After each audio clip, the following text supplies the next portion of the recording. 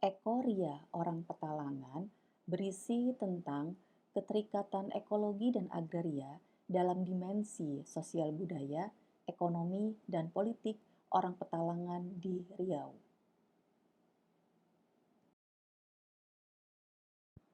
Dalam katalog beranotasi Orang Petalangan di Riau, saya telah mengumpulkan lebih dari 100 karya terkait orang Petalangan yang terpublikasi baik secara nasional maupun internasional selama dekade 1990 hingga 2020. Lebih jauh, katalog bibliografi orang Petalangan ini dapat diunduh di laman website Literasi Ekoria. Sebagai perspektif transdisiplin yang diusung dalam katalog beranotasi orang Petalangan ini, maka selanjutnya saya akan mengupasnya dari 4 perspektif, yakni antropologi ekologi, ekologi manusia, ekologi politik agraria, dan sosiologi perdesaan. Sebelum masuk pada 4 pokok pembahasan terkait perspektif tersebut, maka saya akan menyajikan naskah klasik karya Tenas Effendi tentang konsepsi hutan tanah dan wilayah adat suku Petalangan yang tertuang dalam nyanyi panjang Bujang Tandomang. Sehingga pertanyaan penyelidikannya adalah, seperti apakah konsep ekologi, agraria, dan teritori orang Petalangan dalam nyanyi panjang Tombo?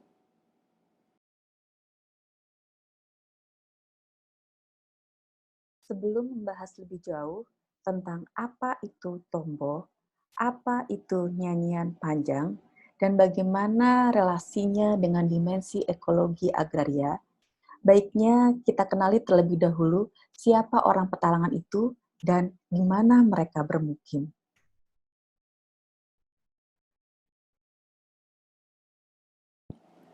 Orang Petalangan merupakan kelompok etnis pada suku Petalangan di Provinsi Riau. Tentu saja, suku Petalangan bukanlah satu-satunya suku yang ada di Riau. Lebih tepatnya, suku Petalangan menempati wilayah di Kabupaten Pelalawan, Provinsi Riau. Selain itu, terdapat pula suku-suku yang lain di Provinsi Riau, antara lain suku Laut dan suku Talang Mama yang berada di wilayah Kabupaten Indragiri Hilir. Kemudian suku Sakai dan suku Anak Rawa yang menempati wilayah Kabupaten Siak. Kemudian ada pula suku Bonai di Kabupaten Rokan Hulu serta suku Akit di Kabupaten Bengkalis. Suku Petalangan di Kabupaten Pelalawan Provinsi Riau tersebar di beberapa kecamatan, yaitu Kecamatan Pangkalan Kuras, Kecamatan Pangkalan Lesung, Kecamatan Langgam, Kecamatan Bandar Petalangan, Kecamatan Bunut, Kecamatan Ukui, Kecamatan Pelalawan, Kecamatan Kerumutam, dan Kecamatan Sekijang. Suku Petalangan ini termasuk dalam Proto-Melayu atau Melayu Tua yang datang sekitar 400 hingga 300 sebelum Masehi. Orang Petalangan tergolong merupakan suku minoritas di tengah suku Melayu Riau yang mayoritas. Badan Pusat Statistik pada 1993 menyebutkan bahwa jumlah orang Petalangan ini tidak lebih dari 58.400 jiwa. Orang Petalangan memiliki kekayaan budaya yang sekaligus juga menjadi identitas mereka.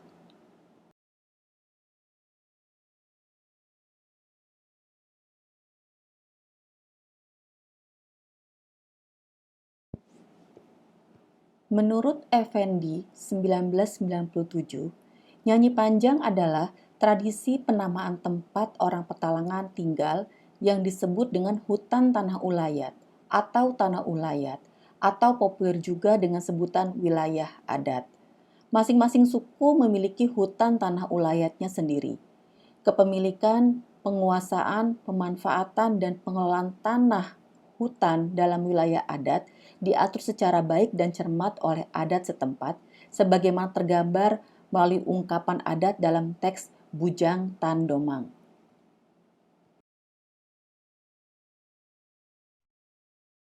Dalam praktiknya, terdapat dua jenis nyanyi panjang, yaitu nyanyi panjang tombo dan nyanyi panjang biasa.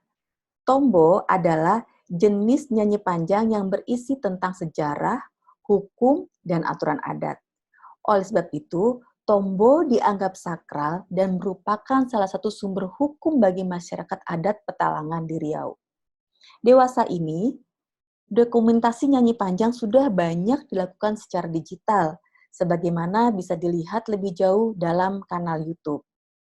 Selain berisi asal-usul hutan tanah dan pesukuan pemiliknya, tombo mengandung pula tunjuk ajar, yaitu petuah dan nasihat yang berisi nilai-nilai luhur budaya masyarakatnya.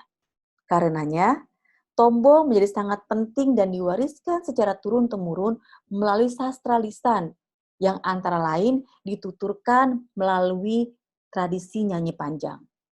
Salah satu nyanyi panjang yang berisi tombo adalah cerita Bujang Tandomang, yang berisi tombo pesukuan dan hutan tanah wilayah pesukuan Montiraja yang sekarang ini berkedudukan di Desa Betung, Kecamatan Pangkalan Kuras.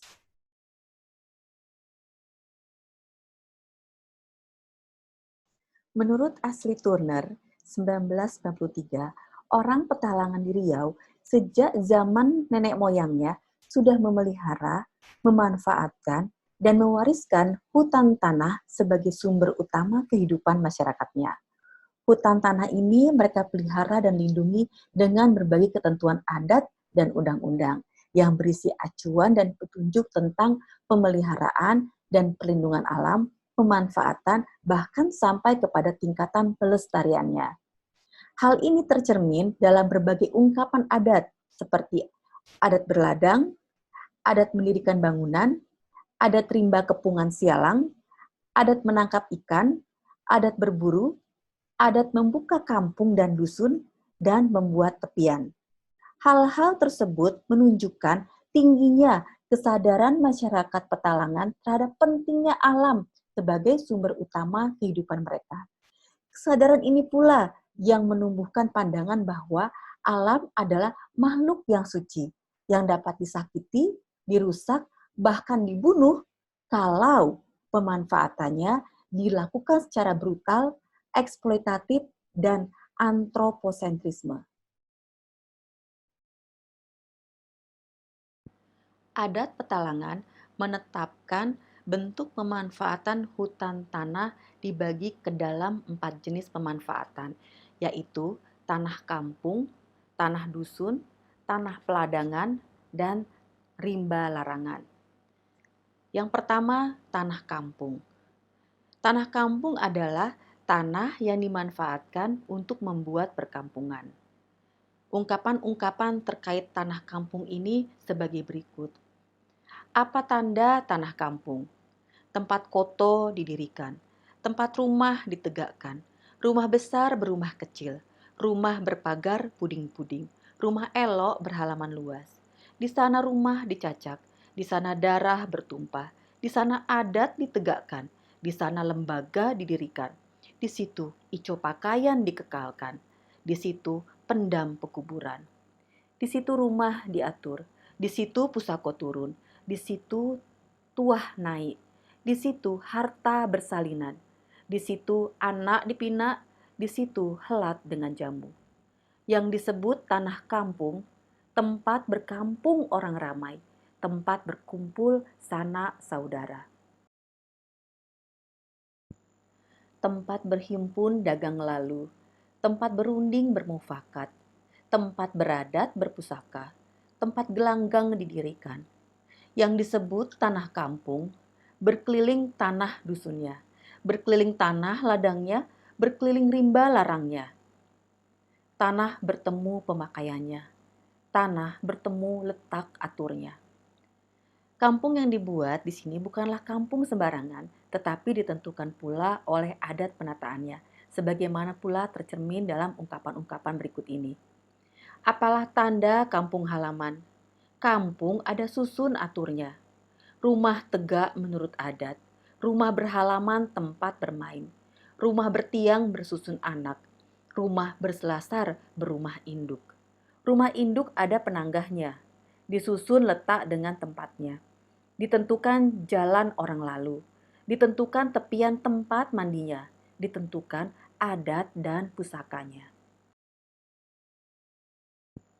Yang kedua adalah pemanfaatan berupa tanah dusun. Tanah dusun adalah tanah yang diperuntukkan bagi kebun tanaman keras yang nantinya dicadangkan pula untuk perluasan atau penambahan area perkampungan. Ungkapan-ungkapan terkait tanah dusun dalam nyanyi panjang dikatakan bahwa kampung ada dusunnya, dusun tua dan dusun muda. Dusun beralih menjadi kampung. Dusun tetap menjebun kebun. Tempat tumbuh tanaman keras. Apalah tanda tanah dusun. Jalin berjalin batang pinang. Atur beratur batang nyiurnya. Menghitam masaknya manggis. Memutih bunga buah keras. Mempelam bersabung buah. Buah pauh bertindih tangkai. Buah rambai masak berayun. Buah durian masak bergantung. Buah cempedak melumut batang. Buah macang mematah dahan. Bentuk pemanfaatan tanah yang ketiga adalah tanah peladangan. Tanah peladangan merupakan tanah yang disediakan sebagai tempat untuk berladang. Menurut adat orang Petalangan, dalam kawasan itulah mereka melakukan peladangan berpindah-pindah. Tetapi mereka sangat dilarang untuk berpindah keluar dari areal tanah yang telah disediakan. Di dalam ungkapan adat dikatakan, walau ladang berpindah-pindah, pindahnya ke situ juga. Maksud dari ungkapan ini bahwa setiap tahun masyarakat Petalangan melakukan peladangan berpindah. Namun, dalam sirkulasi sekitar 5-10 tahun, mereka akan kembali ke belukar yang lama tempat di mana mereka tinggalkan dahulu. Ungkapan adat mengenai tanah peladangan sebagai berikut. Apalah tanda tanah peladangan? Rimbanya sudah disukat, belukarnya sudah dijangka. Rimba tumbuh dari belukar. Belukar kecil, belukar tua. Bukan rimba kepungan sialang, bukan pula rimba simpanan. Apalah tanda tanah peladangan? Tempat berladang orang banyak. Berladang menurut adatnya, setahun sedikitnya, 3 tahun naik panjatnya.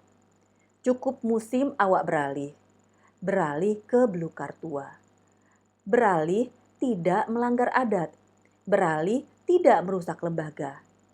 Tidak beralih membuka rimba, tidak beralih ke tanah dusun, walau beralih ke sana juga. Beralih menyusuk belukar tua, beralih menyesap belukar muda. Apalah tanda tanah peladangan? Tempat berladang berbanjar-banjar, bukan berladang pencil memencil, bukan berladang sesuka hati, bukan pula menurutkan selera.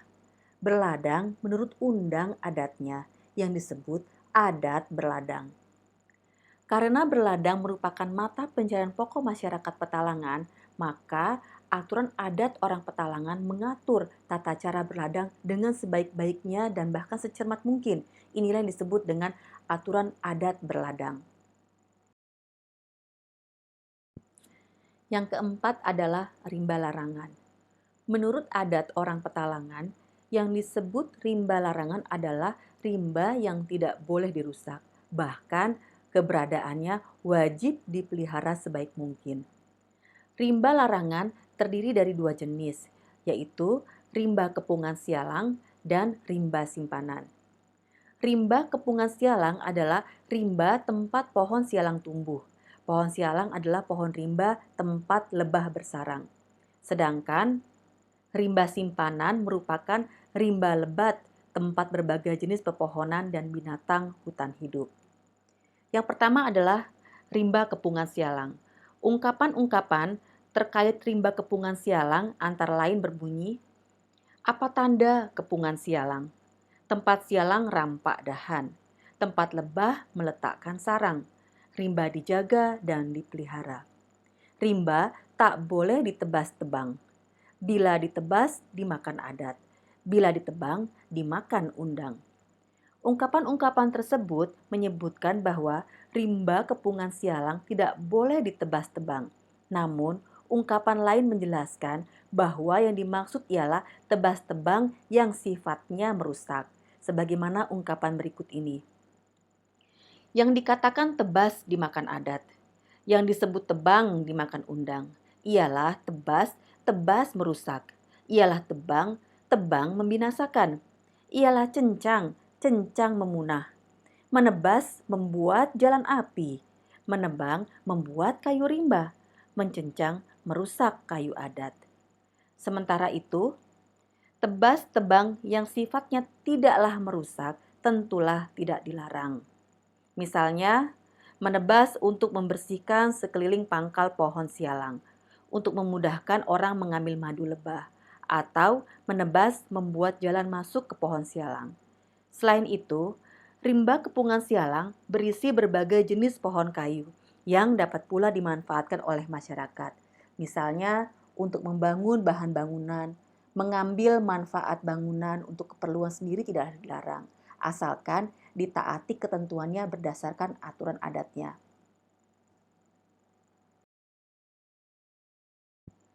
Tata cara terkait pemanfaatan rimba kepungan sialang ini dapat disimak dari untaian ungkapan-ungkapan adat berikut ini. Bila ditebang, tidak tertebang. Ditebas juga kan jadinya. Bila diempang, tidak terempang. Dilepaskan juga jadinya. Tapi, walaupun dilepaskan, diberi bertali panjang. Hendak terbang, tali digenjur. Hendak menyimpang, tali disentak. Digenjur dengan adat, disentak dengan lembaga. Apalah adat menebas menebang. Tebang tidak merusakkan, tebang tidak membinasakan, tebang tidak menghabiskan, tebang menutup aib malu, tebang membuat rumah tangga, membuat balai dengan istana, membuat madrasah dengan adatnya, membuat menebas ada pantangnya.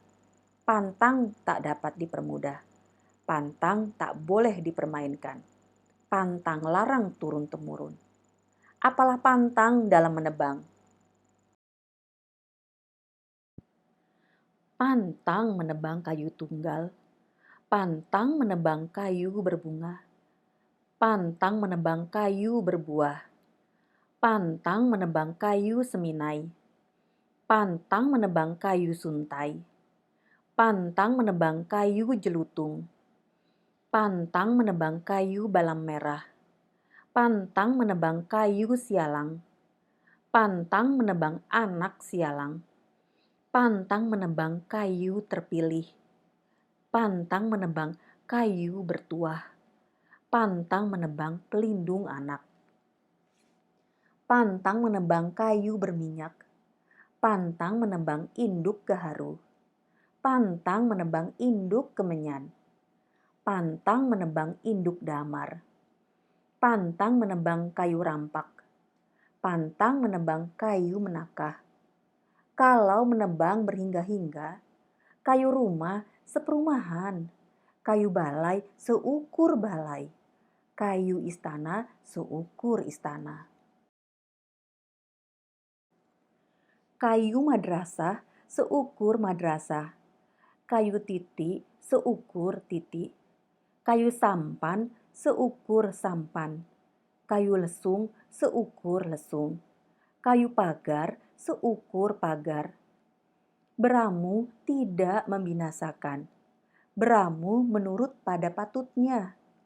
Kalau menebas dengan menebang, tebas-tebang pilih memilih, dipilih sepanjang boleh, dipilih mana berlebih.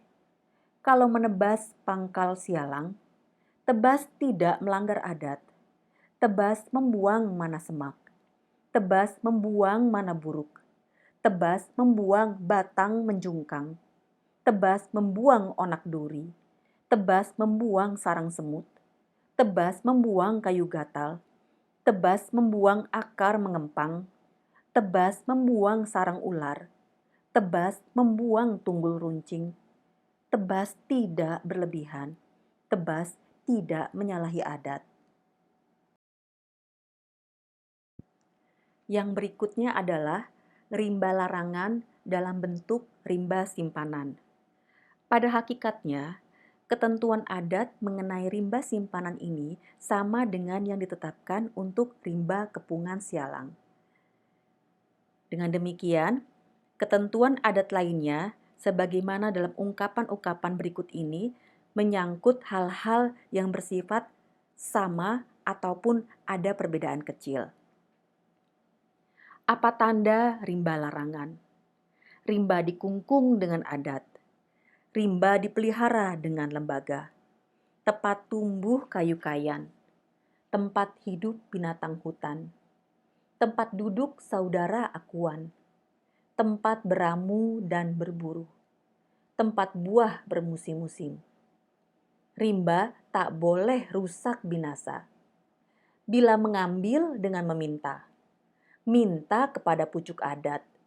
Minta kepada orang tua-tua.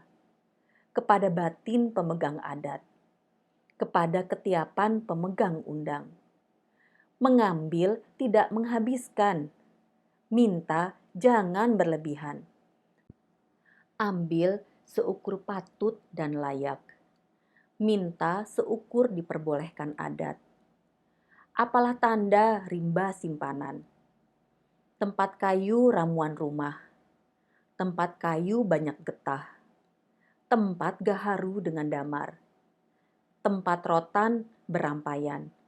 Tempat akar berjalaran. Tempat binatang beranak pinak. Tempat sesak dilepaskan. Tempat sempit dilapangkan. Tempat nasib ditumpahkan. Tempat akuan dibesarkan. Tempat menjadi suri teladan. Sehingga dengan demikian, sebutan rimba simpanan kadang-kadang disebut juga rimba dalam. Di dalam berbagai nyanyi panjang digambarkan bagaimana keadaan rimba dalam ini. Ungkapan-ungkapan adat dan ungkapan mengenai rimba ini di dalam cerita biasa dan nyanyi panjang merupakan gambaran lengkap tentang keadaan, isi, dan suasana rimba tersebut. Ungkapan-ungkapan tersebut adalah sebagai berikut. Apa tanda rimba dalam? Kayu besar berkayu kecil. Kayu kecil beranak laras. Sejengkal arungan sampah mengemumuk angin di atas. Mengemuncak langau piatu. Seminau berseluk dahan. Batang kempas berseluk banir. Rotan soni tegang kenduran. Akar rimba jela berjela. Menengut kilangan hantu. Menciut pelintai kasang. Bagai dijalin ranting kayu. Bagai bertepuk daun lipai. Bersilangan bakal binatang. Beralur-alur lorong lalunya. Melebah deru nyamuknya. Mengaung deru agasnya. Selotang di kayu tinggi. Iang-iang di lubang dalam. Beraneka ragam kayunya. Beraneka warna daunnya. Beraneka buah di rimba. Beraneka cendawan tumbuh. Tinggi pucuk lambaian angin. Tinggi batang tumpuan kabut. Tinggi dahan tempat burung hinggap. Tinggi rampak permainan kera. Apalah tanda rimba dalam? Sejuk ada menulang tidak. Cahaya sayup-sayup sampai. Bergayutan kabut di dahan. Bergantungan embun di daun. Berjuntayan air hujan. Panas ada terasa tidak. Itulah tanda rimba dalam. Sebetulnya masih teramat banyak ungkapan-ungkapan adat maupun juga ungkapan-ungkapan cerita biasa dan ungkapan dalam nyanyi panjang yang menggambarkan manfaat atau faedah bagi kehidupan masyarakat Petalangan, termasuk manfaat untuk bahan obat-obatan tradisional. Para kemantan, dukun, dan sejenisnya amatlah banyak memiliki pengetahuan terkait ramuan obat tradisional mereka yang berasal dari alam lingkungan wilayah Petalangan, terutama yang berasal dari rimba larangan. Oleh sebab itu, adat menentukan bahkan menuntut tanggung jawab yang besar dari masyarakat Petalangan agar senantiasa melestarikan hutan tanah wilayah adatnya dengan sebaik-baik dan sesempurna mungkin. Nyanyi Panjang orang Petalangan juga menggambarkan ungkapan-ungkapan tentang wilayah adat sebagaimana berikut ini. Apa tanda wilayah adat? Tanah adat, tanah pusaka. Tanah soko turun-temurun. Tanah berasal dan berusul. Tanah bermilik dan bertuan. Tanah tersebut dalam tombo. Tanah terdengar dalam cerita. Tanah bertentu letak batasnya. Tanah terang pancang galangnya. Tanah berkampung dan berdusun. Tanah berladang dan berimba dalam. Tanah berlubuk dan bersungai. Tanah berlembah dan berpematang. Tempat hidup orang banyak. Tempat darah ditumpahkan. Tempat badan dikuburkan. Tempat adat ditegakkan. Tempat lembaga ditinggikan. Tempat ico pakaian dimuliakan. Tempat beranak berketurunan. Tempat galas bersandaran. Tempat dagang bertepatan. Tempat suku berpesukuan. Tempat tombo dibendangkan. Tanah tak boleh dijual digadai. Tanah tak boleh disia-siakan. Kalau dijual, ia membunuh. Dibunuh dengan adat lembaga. Dibunuh dengan ico pakaian. Dibunuh dengan hukum undangnya. Kalau digadai, ia mencencang. Dicencang adat dengan pusaka. Dicencang ico dengan pakaian. Kalau disia-sia membuat malu. Malu sekaum, malu beramai. Aib sesuku seketurunan. Aib tak dapat dihilangkan. Malu tak dapat dicuci lagi. Tanah tak boleh dirusak binasakan. Kalau dirusak, mati beramai. Kalau dibinasakan, hanyut sekaum. Mati dibunuh adat lembaga. Hanyut di bawah ico pakaian. Binasalah hidup semuanya. Ungkapan-ungkapan adat orang Petalangan dalam Nyanyi Panjang menunjukkan betapa cermat dan telitinya masyarakat Petalangan di dalam mengatur, memanfaatkan, mengelola, dan memelihara hutan tanah di wilayah adatnya. Jika disimak lebih jauh, maka kandungan makna ungkapan-ungkapan adat orang Petalangan dengan teliti dan mendalam, maka akan semakin tampak bahwa masyarakat Petalangan memiliki konsep-konsep yang baik dalam menjaga dan memelihara keseimbangan alam lingkungannya. Padahal dalam masyarakat modern yang katanya amat memperhatikan kelestarian dan keseimbangan lingkungan, konsep-konsep seperti yang dinyatakan dalam Nyanyi Panjang orang Petalangan bahkan nyaris tidak kelihatan. Upaya pelestarian lingkungan baru dilakukan setelah alam semesta ini mengalami kerusakan parah, sebagaimana adanya pemanasan global dan perubahan iklim. Sementara itu, masyarakat Petalangan seringkali dianggap, bodoh dan terbelakang. Bahkan sejak ratusan tahun lalu sudah melaksanakannya dengan hasil yang amat memuaskan. Dengan pola pikir sederhana, ditopang oleh pengalaman turun-temurun, orang Petalangan sudah mampu membuktikan kepada dunia internasional hingga hari ini bahwa merekalah yang sebenarnya menyelamatkan hutan tanah yang sampai saat ini masih tersisa. Sebab orang Petalanganlah yang sejak ratusan tahun lalu berupaya sekuat daya dan upaya untuk melindungi hutan tanahnya dari kemusnahan akibat banyaknya campur tangan dari luar yang mau mengambil hutan tanah mereka dan dijadikan peruntukannya menjadi berbagai konsesi-konsesi. Dan sekarang tibalah orang Petalangan berada di titik nadir kemampuan mereka di dalam mempertahankan hutan adat wilayahnya. Orang Petalangan tidak memiliki kapasitas dan tidak memiliki persyaratan formal yang berlaku tentang kepemilikan, penguasaan, dan pemanfaatan hutan tanah wilayah adatnya sebagaimana yang dipersyaratkan oleh kekuasaan negara hari ini.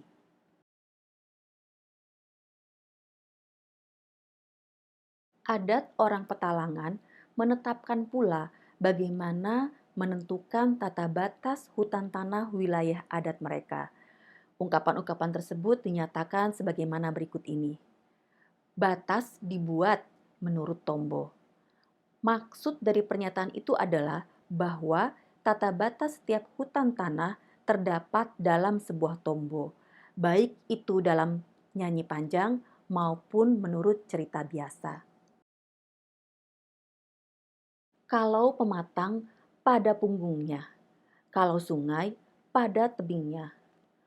Maksud ungkapan tersebut bagi orang Petalangan adalah bila perbatasan antara hutan tanah itu berupa pematang atau bukit, maka garis batas diambil tepat di tengah-tengah puncak pematang ataupun puncak bukit tersebut.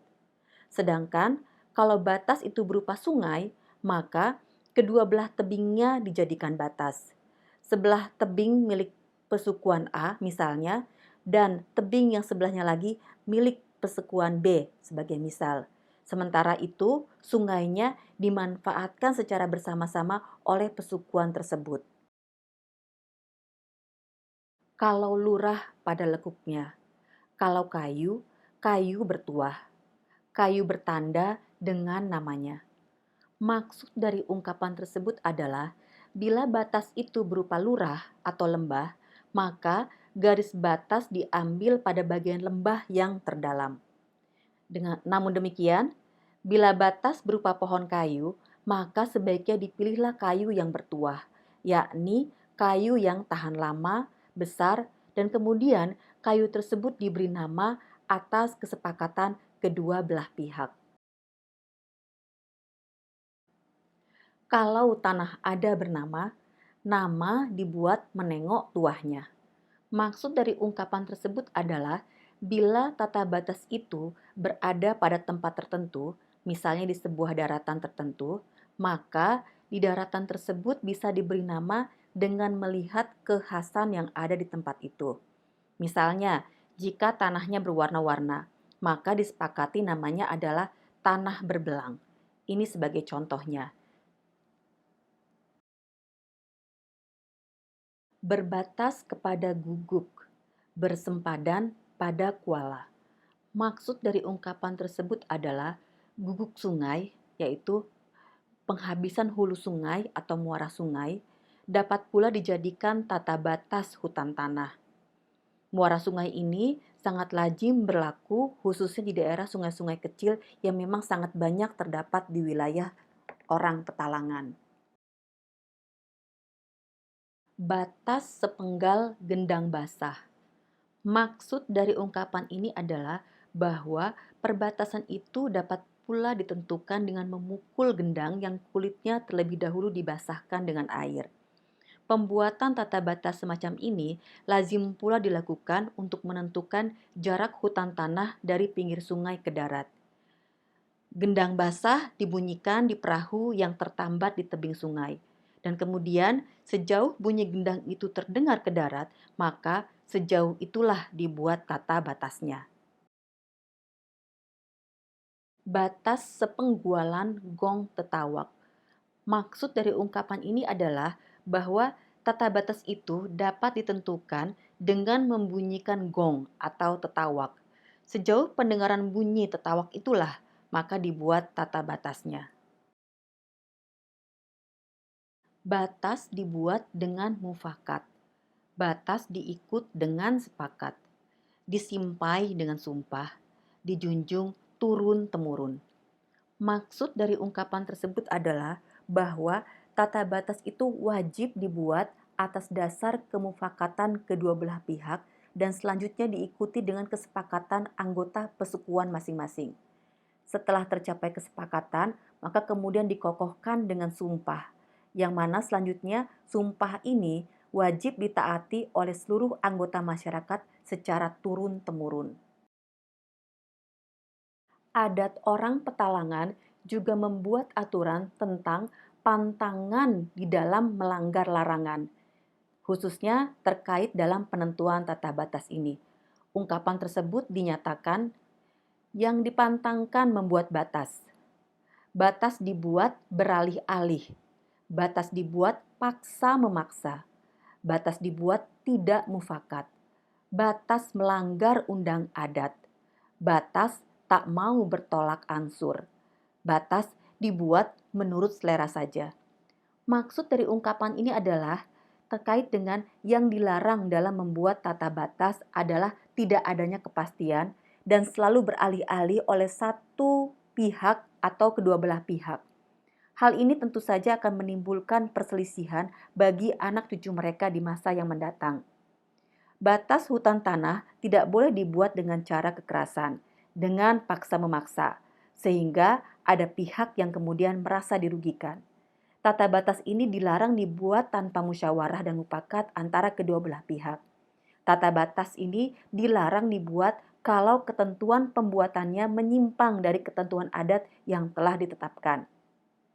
Tata batas ini juga dilarang membuatnya bila tidak ada tolak angsur dari kedua belah pihak, apalagi kalau membuatnya semata-mata mengikuti selera atau sekehendaknya sendiri saja.